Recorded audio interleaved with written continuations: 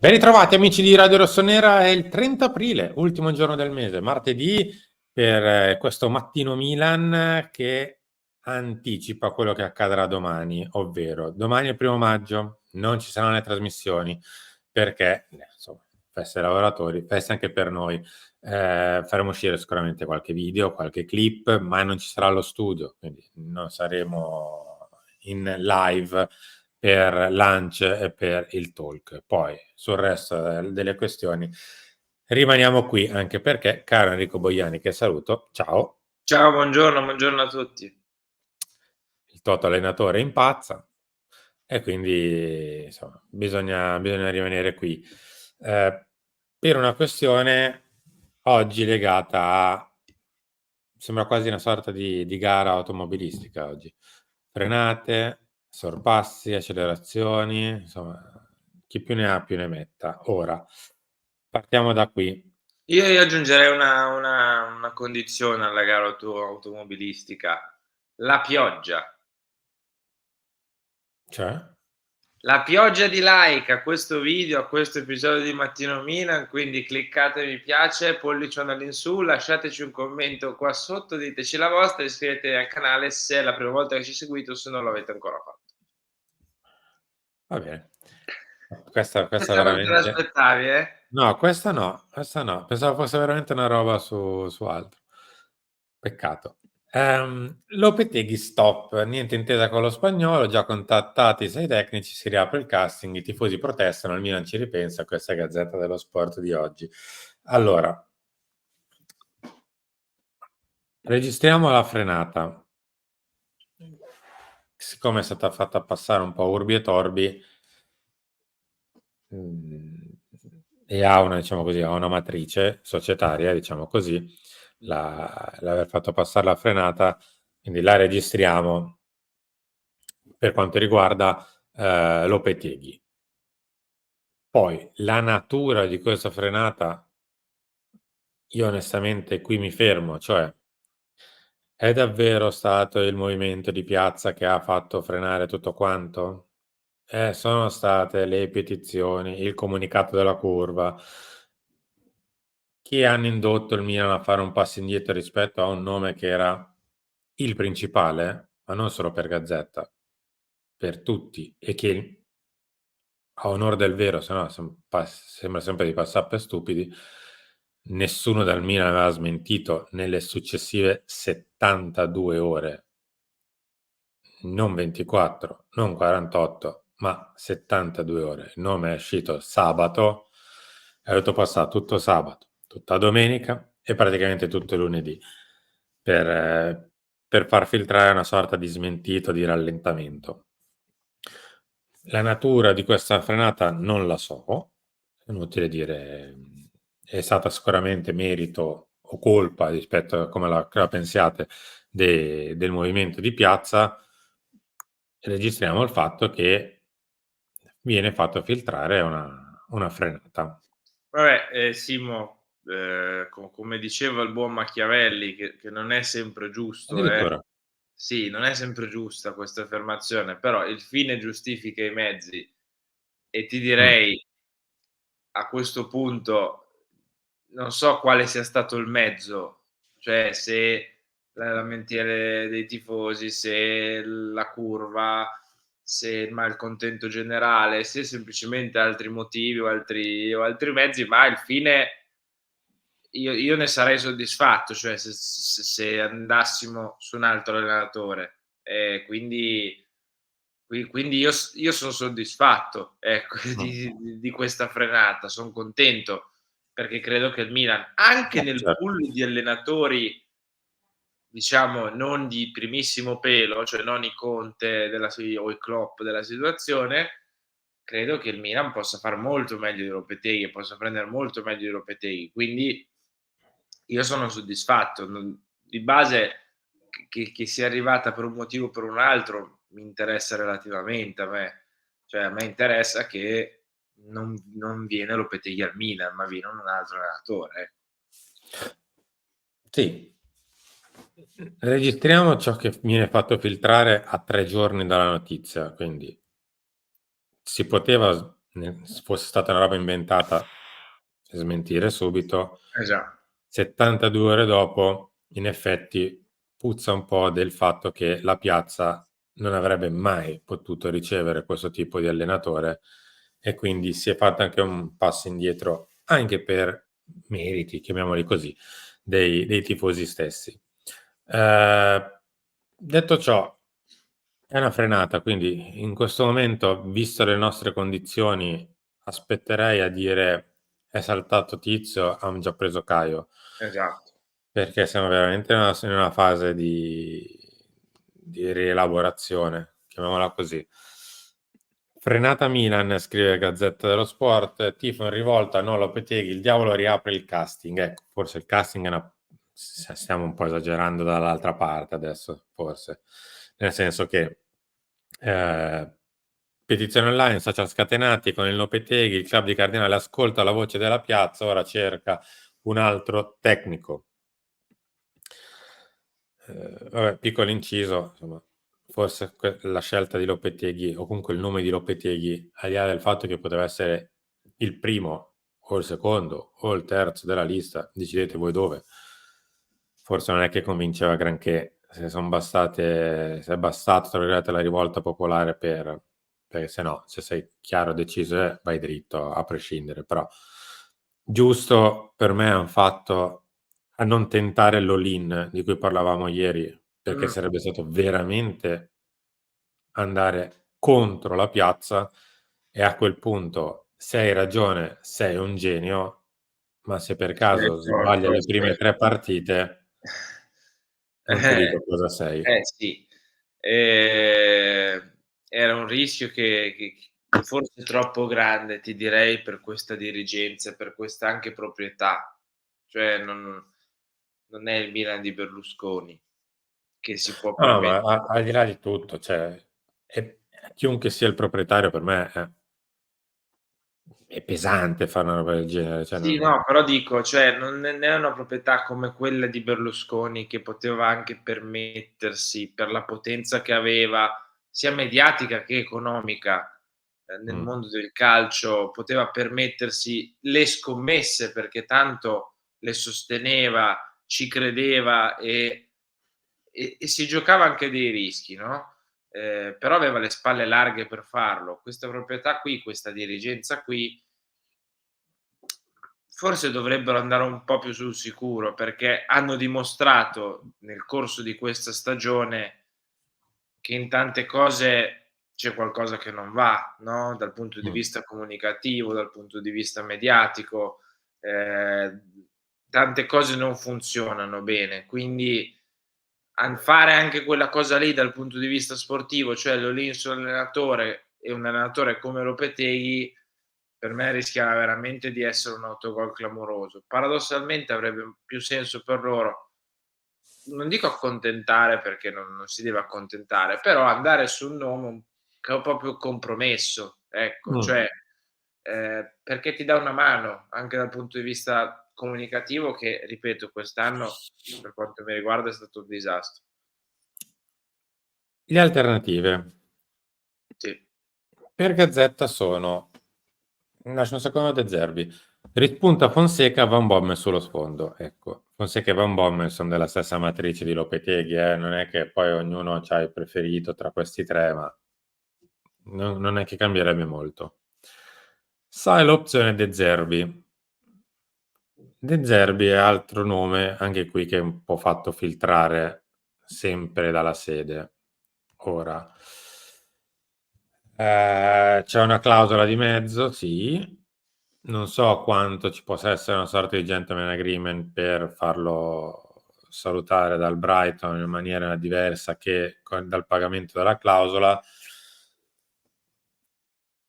Ha già più senso De Sì, Zerbi sì. rispetto agli altri, ha Forse già più senso, forse quantomeno non c'è era il un'idea. periodo più giusto per De Mm. Zerbi, però poi non esiste periodo più giusto, cioè, ancora credo che De Zerbi qualche step lo debba fare, però ti dirò anche il Milan qualche step lo deve fare ancora.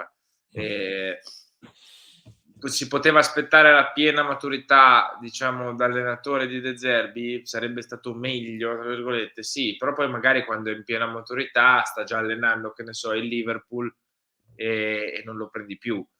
Quindi è vero che non è che se la stia passando benissimo il Brighton, ma è anche vero che, cioè, se guardiamo a quello che ha fatto De Zerbi, cioè, ogni anno gli han venduto 3/4 di rosa a ogni giocatore a più di 60 milioni.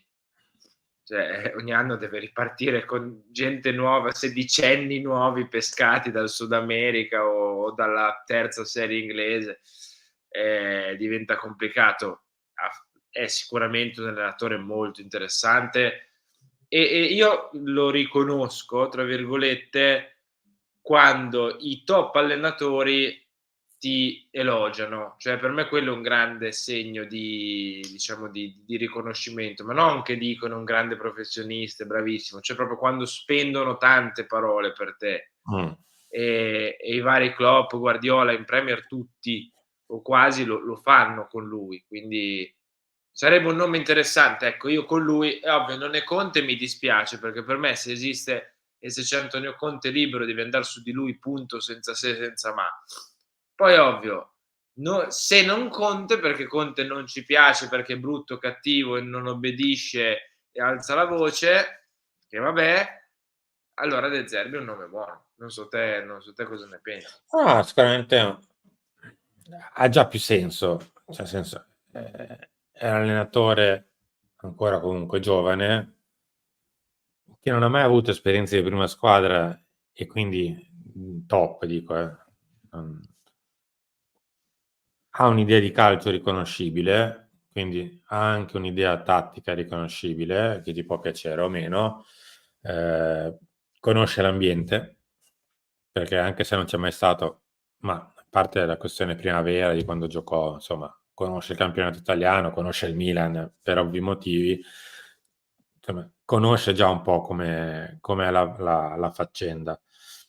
Avrebbe, credo, anche un buon favore da parte della piazza, che male non fa, visto quando devi partire, un po' di spinta, di entusiasmo serve sempre, ma è spendibile per quanto mi riguarda. È un buon nome, questo sicuramente sì. Poi se andiamo a fargli le pulci su come cosa sta facendo il Brighton, sì, possiamo anche farle. Io faccio sempre la tara del fatto che il Brighton gioca in Premier League, cioè gioca 2 volte contro il City, 2 volte contro il Liverpool, 2 volte contro l'Arsenal, 2 volte contro il Newcastle, 2 volte contro lo United, 2 volte contro l'Aston Chelsea. Villa, 2 volte contro, cioè non è una Sì, sì, ma passeggiata. infatti, cioè, arrivi decimo in Premier contando che le prime 8 possono tutte, non dico vincere il titolo, ma di base le prime 8 ci giocano tutte l'accesso in Champions e fanno più punti di te, se sei comunque uno dei big. E guardando anche gli allenatori delle prime 8, perché cioè, gli allenatori delle prime 4 sono Klopp, Guardiola, Arteta e Emery. Cioè, stiamo parlando di un livello decisamente superiore.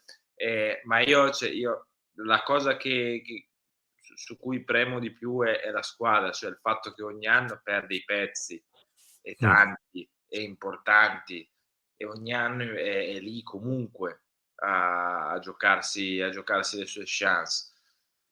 A me è un nome che stuzzica e soprattutto se mi dici: "Metti la firma per De Zerbi", io per non saperne leggere né scrivere ti dico sì. Sì, Cioè, prima che poi prima che si ricambi idea e risale Lopetegui e spunta Fonseca e Farioli può piacere e quello e quell'à, prima di tutti 'sti nomi che possono farmi un piacere accantonarsi, io metto la firma per De Zerbi. Non è Conte, ma ormai abbiam capito che Conte tanto è brutto, cattivo, non obbedisce, alza la voce, si arrabbia, punta il dito. Che dramma, prende 63 milioni di ingaggio, chiede 313 giocatori, guarda, proprio l'orco brutto e cattivo Antonio Conte non arriva e quindi va bene così. lo tengo lì per ora De Zerbi, Mh. visto che comunque è un nome fatto filtrare, ma non mi ci spendo per ora, diciamo così, aspettiamo.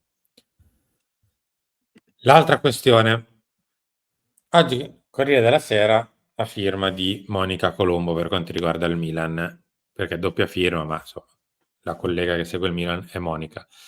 Conte e Motta destini incrociati. Il Milan prova il sorpasso sulla Juve per Thiago in polvere, dopo Pioli c'è il tecnico del Bologna. Mm. Ora, questo è un vecchio amore del Milan, perché Thiago è un allenatore che al Milan è piaciuto nel corso della stagione, che il Milan ha anche fatto due chiacchiere col suo agente,